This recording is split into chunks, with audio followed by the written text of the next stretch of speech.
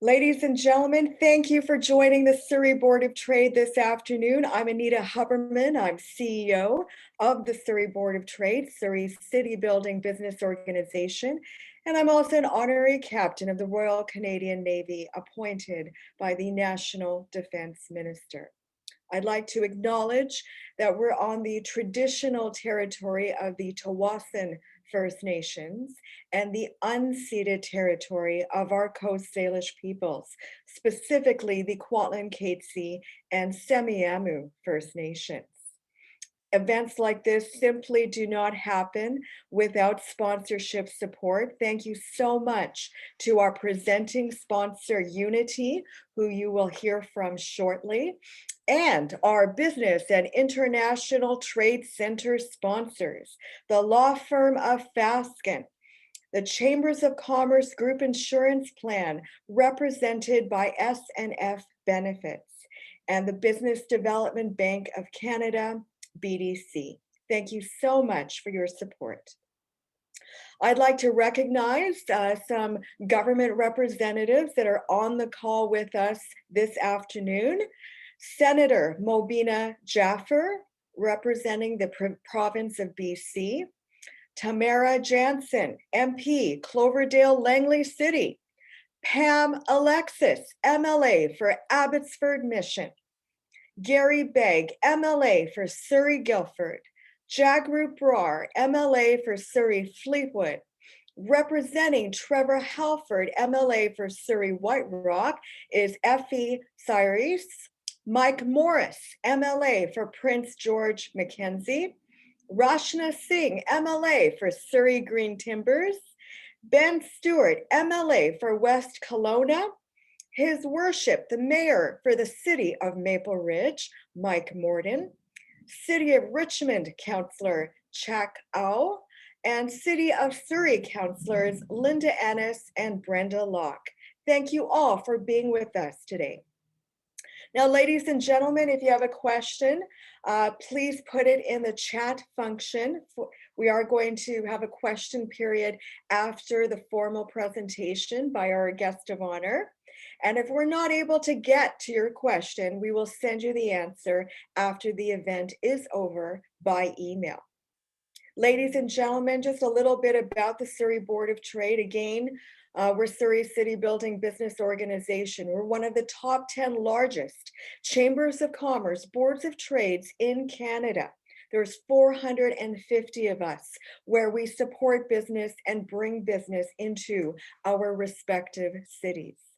We have the only rapid response pandemic business center in partnership with the BC government to be that concierge of connections for government supports during this pandemic and beyond. We created the first COVID-19 playbook for businesses within Canada, meant to be a tool to help our business community, not only during this emergency, but also future emergencies.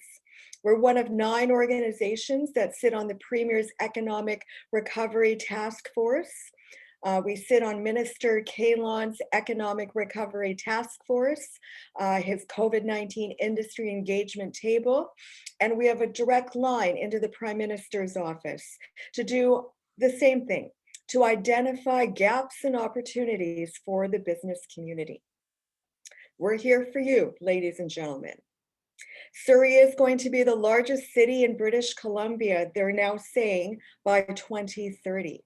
Surrey matters, not only to the Metro Vancouver region, but to British Columbia, to Canada, and to our world as we engage in international trade. I'd like to invite Mr. Doug Tennant, not only our Surrey Board of Trade board chair, but also the CEO of Unity, our presenting sponsor this afternoon, for a few words. Doug, over to you, please. Thank you, Anita, and greetings everyone, and welcome to Minister Eby. I also want to acknowledge that I'm coming to you from the traditional and now treated territory of the Tsawwassen First Nations and the unceded territory of other Coast Salish nations, specifically the Semiahmoo, Kwantlen, and Katzie peoples. Unity is the partnership of 3 organizations that build and support healthy and inclusive communities. One of the ways that we do this is by developing, owning, and operating inclusive and affordable housing. In 2016, we completed Chorus Apartments, which you can see behind me, an apartment that features 20 rental homes for people who have developmental disabilities as tenants, as well as 51 rental homes for other citizens of Surrey. We are currently developing Harmony Apartments, a 91-home affordable and inclusive rental apartment on part of a 5.5-acre property we own in South Surrey. I'm wearing two hats today, which I think exemplify how nonprofit housing benefits social and business outcomes for British Columbia.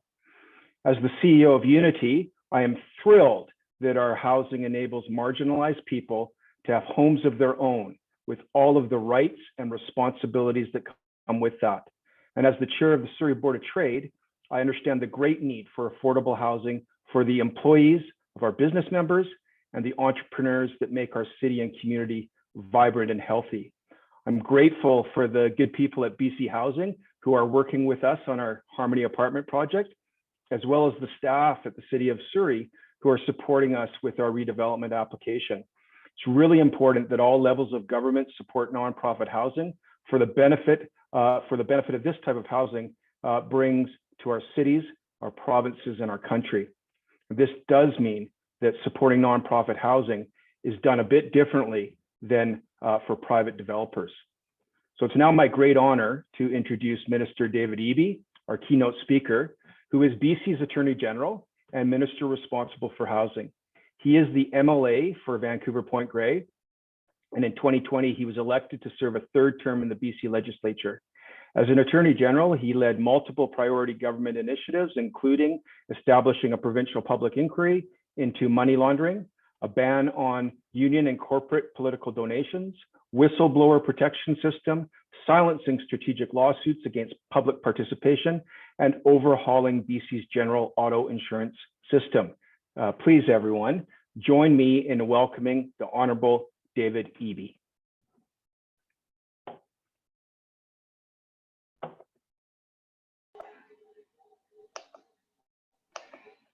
Hi, everyone. I'm just trying to turn on my video here. Let's take 1 sec, I'm sure, for the host to allow me to do that. There we go, jackpot. Thanks very much, Doug, for the very kind introduction, and thanks for the work that Unity is doing to provide affordable housing. It was great to hear about the work that you're doing, and hello to the Surrey Board of Trade. Thank you, Anita, for bringing together what sounds a little bit like a meeting of the legislature. I have so many colleagues from the provincial legislature who you listed off, and nice to hear those names and people participating from the federal and municipal level. Greetings to all my colleagues and fellow elected officials. I'm coming to you from the territory of the Musqueam people up at beautiful UBC, and it is an honor to join you today. As Anita pointed out, Surrey is such an exciting, vibrant, and rapidly growing community in our province. It's no surprise to me that there are so many elected officials here today to learn more about what the Surrey Board of Trade sees as priorities in relation to housing and the areas of responsibility I have within the provincial government. So thanks again for inviting me so we can have this conversation. COVID has had a really major impact on, in particular, social issues that people were aware of before and concerned about before, but made them really visible in ways that are quite unprecedented. So because of COVID public health restrictions, shelters, for example, operated at 50% capacity. We had fewer cold, wet weather shelters than we normally do because the places that normally host them were unable to do so. Drop-in centers were unable to operate at normal capacity or at all. Services that provide assistance to people where they live, where they are, unable to operate because of social distancing or guest requirements. People who used to couch surf, unable to stay at friends' houses because of guest policies changing, and on and on. And the results of these various service reductions because of COVID public health measures was really disturbing for many people to see. Spike in visible street homelessness, people with serious mental health and addiction issues in ways that hadn't been seen previously, although the issues were there. And so that was a really unexpected impact of the pandemic, and some really challenging pieces came out of that, and some really positive pieces came out of that. So the challenges that came out of it is we are currently in the province grappling with two major encampments, one in Victoria and one in Vancouver. And I say one in Victoria, it's in a number of different locations. In Vancouver, more centralized around Strathcona Park, with hundreds of people living in tents in parks. And also smaller encampments in other communities across the province that have resulted from a long-standing issue of homelessness in the province, amplified by COVID. As housing minister, responding to the encampments and putting in place credible and cooperative strategies to be able to decamp those sites and to provide dignified and appropriate supported shelters for people who are living outside has been a big part of my initial set of responsibilities on coming on the job. This is taking place in a context of, and a context I'm very grateful for, historic levels of investment in housing by our government and a commitment to develop 114,000 affordable homes over 10 years. We've got about 26,000 homes underway or completed across the province. In terms of the encampments, by the end of April, we expect to have enough places available, not just a mat on the floor, but a dignified place with a bed and a desk and a drawer for people's belongings and supports, trained staff for all of the people who are currently tenting at Strathcona Park, Beacon Hill Park in Vancouver, and Beacon Hill Park in other areas in Victoria to get them inside. The process will be that people will come inside to temporary emergency shelters. BC Housing will get to know them and what their needs are and what supports they need. And then they will move from there into permanent housing. We have hundreds and hundreds of units of supportive housing coming online in Vancouver and in Victoria that will provide permanent housing for people. So they will not be put in shelters with a mat on the floor and expected to make a go of it. This will be a transition into permanent housing for people. So in that sense, a very positive outcome for what has been a really challenging situation. And I think pretty clear to anyone who's been following the news that these encampments are not appropriate housing outcomes for people. They are not safe. They attract predators, people trying to stay warm, accidentally set fires, putting themselves and others at risk, and on, not to mention the impacts on the surrounding community that is near the encampment that loses a park at a time when being outside is really one of the only things that you can do. And so that has been a challenge, but it has been a pleasure to work with Victoria and Vancouver to come up with memorandums of understanding around addressing not just the instant encampments, but also on a go-forward basis that the province will be providing sufficient emergency space to prevent, as best as possible, future encampments from being established in the same way as we've seen over the last year. To bring things home a little bit to Surrey, we are working with the city to build nearly 270 units of housing for people who are experiencing homelessness. There's 38 supportive housing units that were opened at Peterson Place on King George Boulevard this past December. And more than 230 spaces are under construction. There's 91 affordable rental homes for veterans with disabilities, along with a rehab center for veterans at 10626 City Parkway.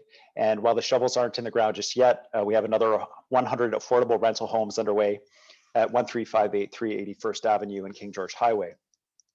There are multiple locations that are being considered for additional new permanent supportive housing projects. And these are housing units that provide wraparound supports like daily meals, access to life skills training, employment assistance and counseling, health resources, access to addiction recovery resources. And the province and the city, both of us look forward to announcing those proposed sites once they're identified. Many of you listening in will know that a number of businesses have been hit hard, and the employees of those businesses and the owners of those businesses have been particularly impacted by COVID. A group of people we're particularly concerned about are people working in the hospitality sector, and especially those who are in more precarious housing situations, like they're renting and suddenly have lost their income. And so we've been trying to provide supports to people who are in rental housing. We have one of the most generous, I believe the most generous support packages for renters in all of Canada to try to minimize the impact on increasing homelessness and provide housing stability for people who have been impacted by COVID. We put a rent freeze in place to the end of 2021, a rent repayment framework in place for people who weren't able to pay rent during lockdown periods. We capped rent increases to the rate of inflation, but we also recognize that it's not just renters who are feeling the impacts of COVID. We need to partner with landlords as well. The provincial government is not in a place where we can provide all of the housing for everybody who needs rental housing across the province. We are reliant on private sector landlords as well. And so we had a rental housing task force with a number of recommendations around supporting landlords as well, especially in responding to tenants that may be causing safety issues or other problems within housing units, but also around the fact that we have rental housing stock that is aging. And a lot of landlords are struggling with the decision about, should I upgrade my building? Should I put capital investments into the building, or should I leave it as it is? Or should I redevelop? And so we're currently working with Landlord BC on a predictable system for being able to apply and receive reimbursement for capital expenses for buildings like electrical, plumbing, windows, and so on. We passed Bill 7 in the legislature that creates the ability for us to put those regulations in place. And our goal is a system that will allow landlords to make an informed decision before making a capital expenditure on their building about how much they can recover through an increase to rents above and beyond the statutory minimum, so that they can make the decision about whether to go ahead with that investment or not. And our goal, obviously, is that they would go ahead with that investment. But we've also put in place the Housing Hub, which for landlords that are interested in redeveloping properties, for example, if densities have changed, they have an older building and they can add more units on an existing site, that we can provide support to them around redevelopment of the site to add more rental housing units through the Housing Hub by providing expertise around construction financing and plans, and also mitigating impacts on tenants who are already in the building. So that's a very exciting piece as well, to recognize the important part that landlords also play in preventing homelessness by offering housing options for British Columbians. A lot of people on the call probably live in a strata and may have seen increases in strata insurance. We've been working as quickly as possible to deal with the incredible pressure that the private insurance industry is putting on strata owners right now in British Columbia. It's not something that's going to be solved overnight, but we've been working quickly and taken some initial steps based on a report from the BC Financial Services Authority about how to address some of the excesses in the market. We've ended the practice of referral fees between insurers and strata property managers. We've required insurance agents to disclose the amount of commission they earn on the strata insurance. We've required strata corporations to inform owners about insurance coverage and provide notice of any policy changes, including increasing deductibles. And we're allowing stratas to use their contingency reserve fund to pay for unexpected premium increases when it's necessary. Now, we're also working on further actions that'll come through regulations, but before we make any of those changes, we'll obviously be engaging with people about potential impacts, so we don't have any unintended impacts. So there's engagement right now with stakeholders, including strata owner organizations, property managers, insurance industry, real estate organizations, developers, and Indigenous partners, which is going to continue over the coming months. And we'll use that feedback to inform the further regulations we're going to put in place. We are seeing some stabilization in premiums. We're seeing additional insurers coming to the BC market. And we are seeing some strata corporations are having less trouble getting full insurance, which are all positive signs, but we do have a long way to go. I'm also the Attorney General, and so I'll speak briefly about my role in relation to the justice system. As AG, I'm responsible for the administration of justice as part of my role in cabinet and government, but the court system is independent, so it is run by and administered by the Chief Justice of the Court of Appeal, or the Chief Justice of the Supreme Court of British Columbia, or the Chief Judge of the Provincial Court. And so one of the unexpected positive outcomes of COVID is that we have been working incredibly closely with the Chief Justices and the Chief Judge in working to try to prevent and address backlogs related to COVID. The courts never closed all the way through the COVID process, although traditional services that were available and the level of services was definitely impacted. And so we've done a number of things around ensuring that courthouses are as safe as possible around additional cleaning and all the things that you would expect if you run a business in British Columbia. The same kinds of things, social distancing and so on, have had to be put in place around courtrooms, the health screenings and masks and so on. Online filings have been made easier for people to do, although to recognize that people often represent themselves in court, we still allow in-person filings for self-represented litigants. The good news is that at the Court of Appeal, there's no COVID-related backlog. And also in family court, in a pilot program we were running in Victoria, where people try to resolve their disputes before they go to court through the support of a family justice counselor and narrow their issues before they go to court, there's no COVID-related backlog. And we're rolling that same program out in Surrey, which is the busiest courthouse in the province. So the success of that pilot project in eliminating COVID-related backlog and providing support to families to resolve their disputes outside of court so they can reach their own decisions about what to do instead of having a judge impose them has been really successful. And I'm really excited that that's happening in Surrey because of the busyness and the volumes of that courthouse and the demand that we see in Surrey around justice services. I'd love to talk to you about a whole bunch of other issues. But what might be better, just noting how long I've gone on for already, is to turn it back over to Anita to moderate questions so that my comments are relevant to the concerns and interests that the Surrey Board of Trade members have. As a politician, obviously, I can talk for a long time about the things that our government's doing that I'm really proud of. But I think it's probably more important to hear from you about what you're interested in and to respond as best as I can. Thank you so much, Minister Eby. And so the first question is actually from Senator Mobina Jaffer, who has asked, Minister, your government was working with the Green Party on guaranteed income. Can you please tell us if the BC government is still working on it? As you know, the Parliamentary Budget Office has said poverty would be cut in half if there was a guaranteed basic income. Your perspective, please. Thank you very much, Senator Jaffer, for the question, and nice to hear from you. The guaranteed basic income was the question of whether the provincial government should do it, and if so, how, was referred to a group of experts on research related to social programs.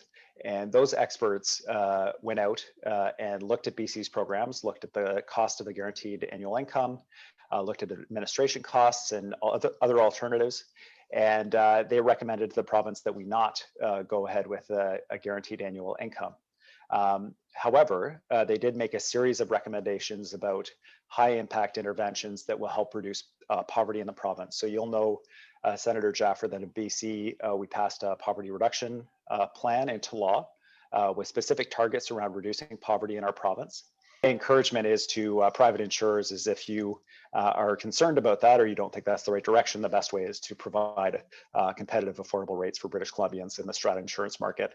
I'm also really concerned about increases we're seeing in rental housing insurance because this goes directly to the affordability of rental housing generally, and we have a fairly aged rental housing stock that is at increased risks of things like floods, fires, and so on. And so how to manage that through supports for landlords to provide those improvements that mitigate those risks is a really important issue as well. It's not just about the insurance companies, it's also about the underlying risks. So we've got some work to do there with the sector. Thanks for the question, Erin. Minister, how are you working with the federal government, local governments around creating more purpose-built rental housing? Housing is so unaffordable, especially in the Metro Vancouver region. We're considered one of the most expensive areas within our nation. Tell me your perspective on that. Thanks. So it's a very interesting time in the housing market because a lot of the developers that were building condominiums for purchase are now interested in building purpose-built rental housing. One of the barriers that they're running up against is approval times and permit processes within municipalities. And it's particularly acute in Vancouver. The mayor recently made a motion for city staff to do an inventory of how many rental housing units are currently stuck in Vancouver's permit approval processes. And the province has done a review of permit approval processes across BC, and how we can provide support to cities in expediting those approvals for housing that private industry is ready and willing to build to take some of that pressure off the market. It's called the Dapper Report, DAPR. For anyone who's interested in looking at it, it's about development approval processes and potential reforms. And we also have a federal group that's been established by the federal government that's looking at very similar issues, that's providing recommendations to the provincial government. So the first is there's a huge chunk of private investment in rental housing that wants to get built, and we want to support municipalities in getting that done. We're providing resources to them around looking at new ways of doing permit approvals using computers instead of paper-based processes. We're going to get more modernized processes in place for many cities, I hope, out of that funding. But more than that, streamlining the rules. So there are fewer public hearings, and the public hearings that take place are more meaningful for people, and they feel they really have a say in what their city looks like. So that's one piece. The other piece is reducing the cost of construction. So when you talk about construction financing, how much it costs to borrow the money to build the project, we've discovered that we can provide funding to developers, construction financing that saves them sufficient money in the construction process that they can pass on very significant affordability benefits to people who are buying their home or who are renting. That's our Housing Hub project. The money is more like a catalyst. It doesn't get used up. It keeps getting cycled back through different projects as it gets paid back when the projects are complete. And it's a really exciting program to build that rental housing. And the federal government is really in the game. They're in the game at the low end around the rapid response to homelessness funding, the RHI program that they have, where you have to have the housing up and running and occupied within 12 months to qualify for the funding, which will make a big difference in homelessness. And CMHC is also providing construction financing along the kind that I've described around the Housing Hub. So there's a ton of things underway. The challenge that we have is that we have really old rental housing that was built under, I'm sorry to nerd out on this, the really old rental housing that was built under the MERB programs of the 60s and 70s in the federal government, the tax shelter program. And then we have a bunch of newer private rental housing that's being built. It's quite expensive, but it will be the older stock later on. And then we have this gap in the middle. So that's what the Housing Hub and the CMHC funding will hopefully be able to provide some support on. Can you tell us a little bit about the inquiry into money laundering in British Columbia and the pathway towards, is it going to improve economic development? What about the profile of British Columbia in general around the world as a result of this money laundering inquiry? Yeah, thanks for the question. So the inquiry itself is an independent inquiry, and the commissioner and his staff are doing the work they need to do to fulfill the mandate, which is basically the province asked, how do we better prevent money laundering in our province? Where are the opportunities, and what happened in relation to money laundering in our province related to activities in our casinos and outside, luxury cars, real estate market, and so on. And so their work continues in a kind of limited in what I can say about it while the commission's underway, but what I can say broadly is I think that every British Columbian knows that if we have gang crime, if we have drug-related crime in our communities, violent crime, often people are fighting over business, illicit business, and the profits of that business. So a really good way to go after violent crime, in my opinion, is to go after the profits.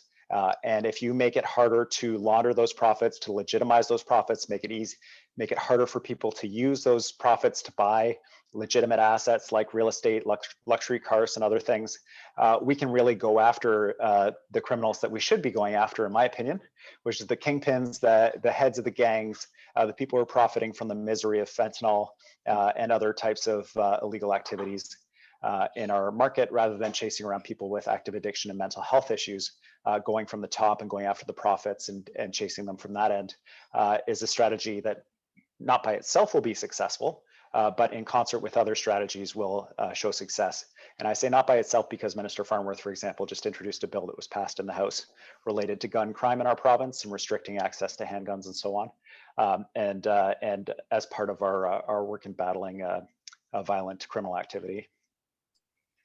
Minister, I wanted to ask you, we met with you last week in regards to the lobbyist registry, and as you know, it's important to us as a not-for-profit sector to be able to speak to government without red tape, to identify gaps in opportunity during the economic recovery. But the lobbyist registry, is a painful way to really log all of our activity as we speak to government during the pandemic.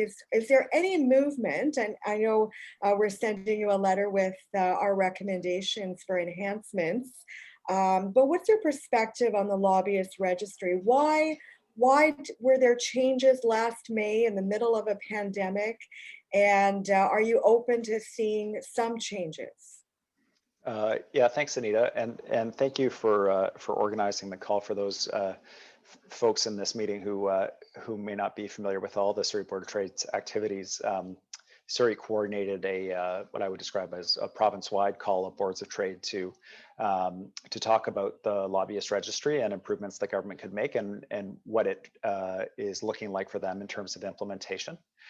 So what we've done is we've put a system in place where British Columbians can have some level of confidence in knowing where decisions are coming from by government officials, who's talking to government officials, who's lobbying for what, who's asking government to make particular changes. And if you want, you can go to the registrar's database of interactions with government, and you can see that. One of the concerns that's been raised for us is an education gap.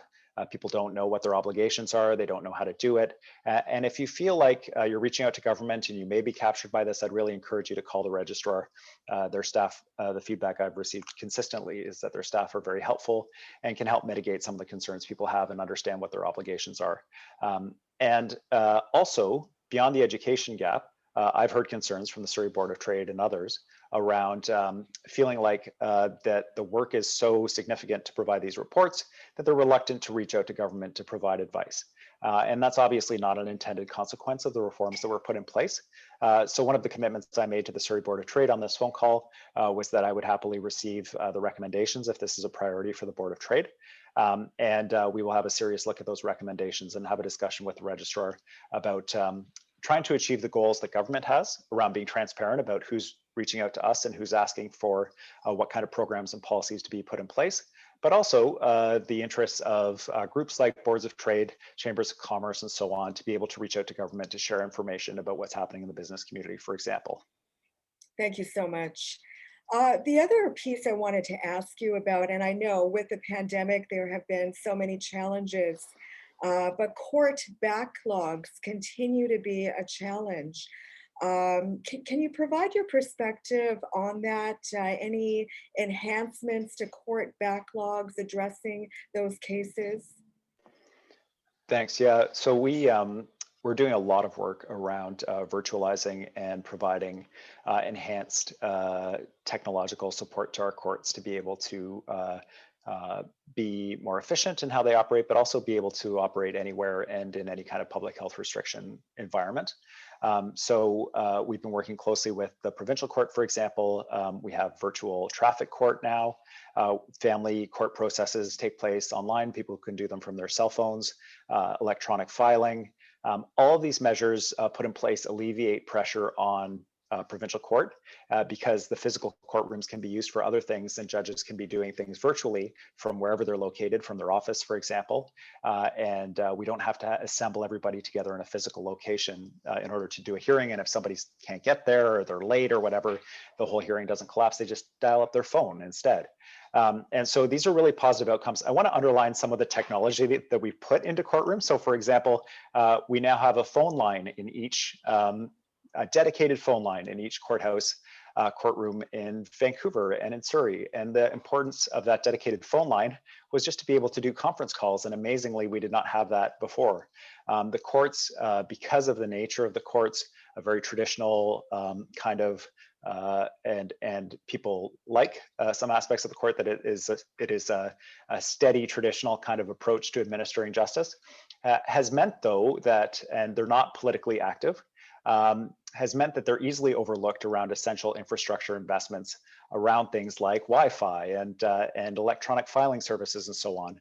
So in some ways that was an unintended benefit. We're not dealing with older legacy systems. How do we upgrade them? How do we bring everything over? We're going from paper right to other systems. So for example, we have a new registry system. When people are filing a statement of claim, the documents are scanned through an AI system, an artificial intelligence system, to proactively identify statements of claim that have issues for registry staff to put human eyes on and decide whether they can be filed or whether they need to be corrected. And so instead of having that first run through done by a person, it's done incredibly rapidly by a computer, and then statements of claim are flagged for registry staff. So these are the kinds of pieces we're putting in place. We're able to leapfrog technologies because of where we are, but it's also a frank recognition that our courts have been underfunded in terms of the technological supports they need to be successful. And the pandemic's really focused everybody and brought everybody together, from the lawyers to the judges to the lay litigant advocacy groups, that we need to do more electronic work. Previously, it was a debate. Do we lose something? Is there an advantage or a disadvantage in going this way? And so that's the good news. Everyone's like, yeah, we definitely need to do this.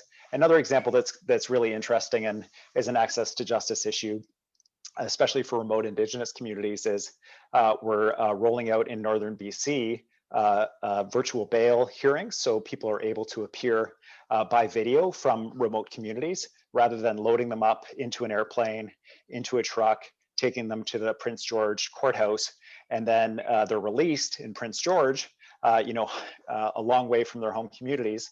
And we kind of hope they make their way back to where they have supports and family members in a home. We're eliminating all of that. People do the bail hearing from their home community. If there are conditions to be imposed on their release, they can be set up in the home community without ever doing all of that transit. So it saves money, it minimizes misery, and it minimizes the risk that someone who's at risk goes to an urban center and then never goes home to where all their supports are, so that they can hopefully get successful with whatever issues they're dealing with. So there's some really positive things that are coming out of our COVID response. Very good.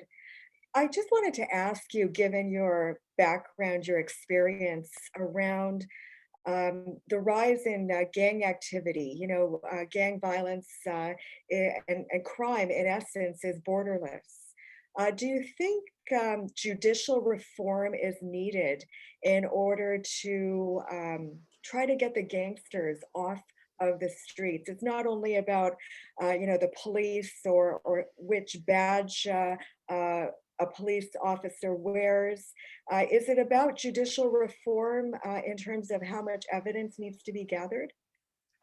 Thanks. That's a really good question. So in doing some of the money laundering work, I've talked to a lot of folks who are on the enforcement side of things, and they have raised a lot of concerns about the fact that, especially in a computer and internet era, when they seize computers, or when they seize records from a criminal organization or an alleged criminal organization, they can have terabytes of information that need to be reviewed, redacted if necessary, and disclosed to the person who's criminally charged, for example.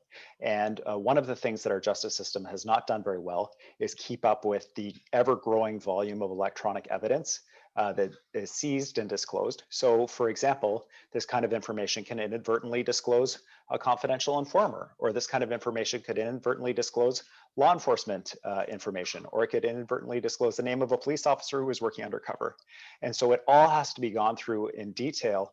And so when you take somebody's hard drive and it's got just volumes and volumes of photos and music and records and all these different things, someone has to physically go through that, review it, and what should be disclosed and what's relevant, what isn't. And if you miss records that are relevant and you don't disclose them, it can result in a delay in a trial. And we're dealing with something called Jordan. It's a decision out of the Supreme Court of Canada that you have to have a trial within a certain amount of time. Otherwise, the charges can be dismissed. So I do think there's opportunity for us to have a look at, in partnership with the federal government, because it's their area of responsibility, whether and how our justice system is keeping up with these kinds of challenges. What it results in is sometimes a fairly significant amount of reasonable frustration on the part of police, and use of processes at the provincial level. We have expanded opportunities that we have to disrupt criminal activity through civil forfeiture. So if you're fleeing in your vehicle from police now, your vehicle will be seized. There's now a cash presumption. If you have a large amount of cash and you can't show where it came from, the presumption is when it's not bundled and it didn't come from a bank, the presumption is that it came from some type of criminal activity. And so these are changes that we put in place to disrupt that kind of criminal activity. But we are dependent very much on the federal government on other pieces. And one of the areas that obviously I'm focused on in conversations with the federal government is around money laundering. But there are lots of other conversations we could have about how the criminal justice system runs. You know, Metro Vancouver as an entity has an affordable housing portfolio. How is it your ministry working with Metro Vancouver on affordable housing initiatives? Yeah, that's a great question. So there are some really exciting things happening at Metro Vancouver. I had a meeting with them just a couple of months ago. They have a lot of really old rental housing stock that was built 50 years ago, 60 years ago. They are single story, sort of spread out kinds of, with lots of big wide open areas on the sites, big parking lots and so on, in areas that are now very dense, very expensive properties that are held by Metro. And the important thing to recognize is that communities that live, the folks that live in those sites have been living there for 20, 30 years. And so there's really established communities. So we had a fairly significant problem in Vancouver with a low-income community in social housing called Little Mountain. It was a very similar situation, low density, really spread out over the site, but really well-established community connections. The site was bulldozed. Everybody was, except for one building, was displaced from the site. All those community connections and that community asset of connection was broken up, and it's been a sterile site for the better part of a decade now. And so we can't repeat that kind of Little Mountain scenario, but Metro Vancouver has some really exciting plans about how to, without displacing those community connections and without displacing people who live in those communities, to provide more housing and redevelop those sites. And they're doing so in partnership with BC Housing and with the province where it's appropriate. And I'm really excited about what Metro is doing. They're very active. They have a new guy over there from the city of Vancouver who's helping them with that process. And I'm really excited about the potential there. I wish them all the best in their success because they've got a lot of properties, they've got a lot of space and a lot of potential to really help us deal with the housing crisis. On Monday, the speech from the throne is going to be presented. And then the following week is the BC budget in detail.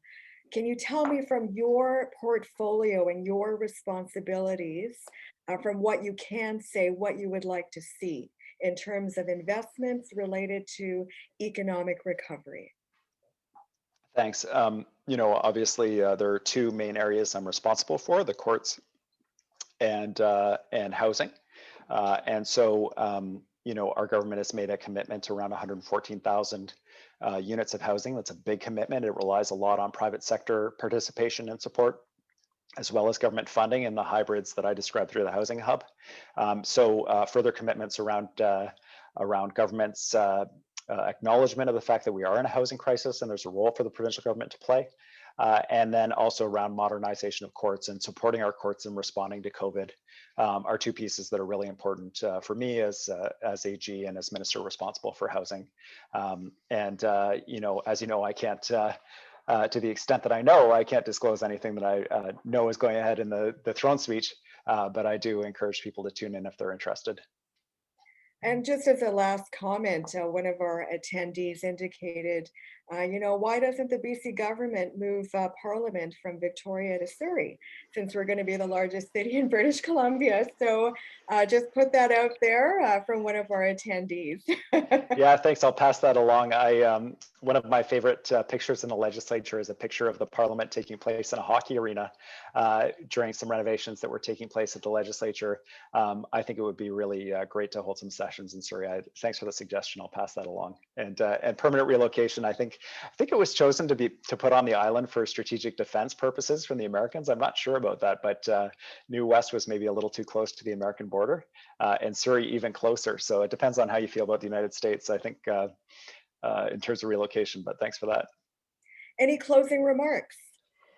Well, just you know, I recognize Surrey Board of Trade members have probably seen a lot of good and bad out of the pandemic, and some. I mean, Bonnie Henry says, you know, we're we're in the same storm, but we're all in different boats. It's something that a lot of my colleagues and I mentioned because people experience the pandemic so differently. And for those Surrey Board of Trade members who have been really negatively impacted by the pandemic, I just want to say government is really committed to supporting you and my colleague, Minister Cullen, and his work in partnership with the Surrey Board of Trade, trying to be as responsive as possible to concerns and interest and feedback about existing programs, refining them so they can meet your needs. Please keep that channel of communication open, and we'll come through this. BC has weathered this horrific event reasonably well, and we only do that through partnership and through responding to the concerns that each of the other groups has. So thank you to the Surrey Board of Trade and to your membership for helping mitigate some of the worst impacts of the pandemic. Thank you so much, Minister Eby. And in fact, we're meeting with Minister Cullen and Dr. Bonnie Henry later this afternoon, and hoping to pose some questions to her as well. And I so appreciate your partnership and your willingness to speak to the Surrey Board of Trade. And Surrey is an opportunity city, ladies and gentlemen. Thank you to our presenting sponsor, Unity. And remember to check out our website, businessinsurrey.com, for many upcoming events, programs, and services to help our business community. Ladies and gentlemen, make it a great business day.